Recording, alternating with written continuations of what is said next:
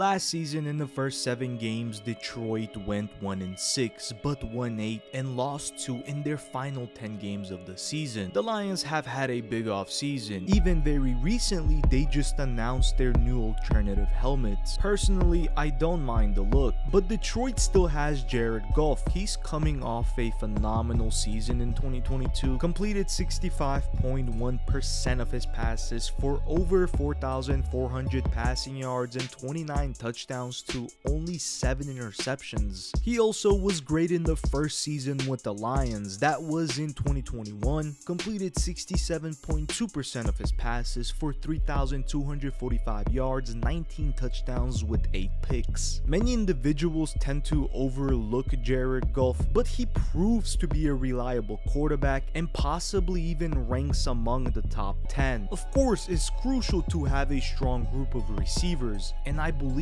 the Lions have done a great job in providing him with that support. The number 1 guy is Amon-Ra St.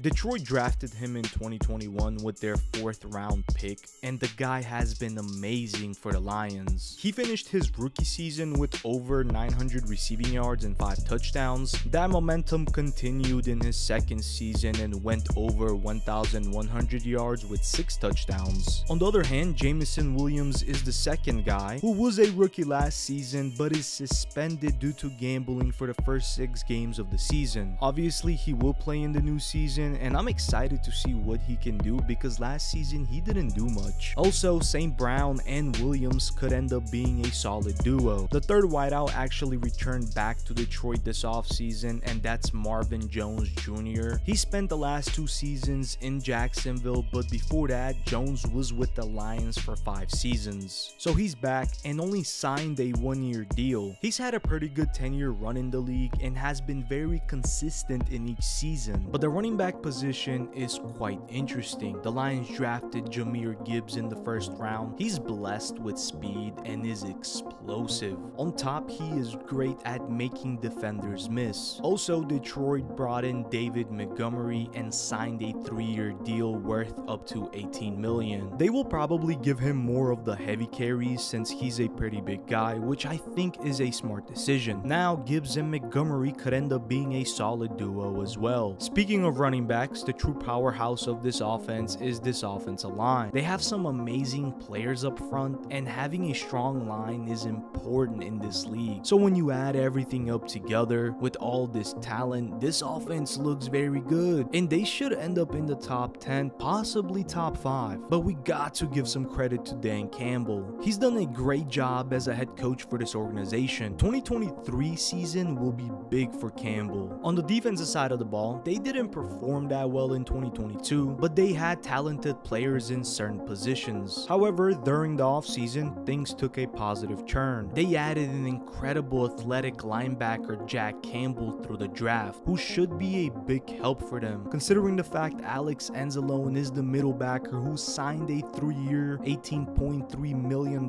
contract during the offseason. Obviously, Aiden Hutchinson is coming back for his 2nd season. He did start out slow in 2022 but finished strong, and I'm hoping that continues into the new season. Detroit also had another great pick in the draft and selected safety Brian Branch with their 45th pick. He was a stud for Alabama, and he will for sure help out in the run game as well. CJ Gardner-Johnson is with Detroit now, with Tracy Walker and Kirby Joseph still there. The defense looks very solid now, and when you add the offense on top of that, things look pretty good for the Lions. The chances of them winning the NFC North are very high, and I won't be surprised if they win their division. It's simple. They made correct and smart decisions during the last few off seasons, so now they'll just have to play good football. Bitch, we some stars, pull up in foreign cars.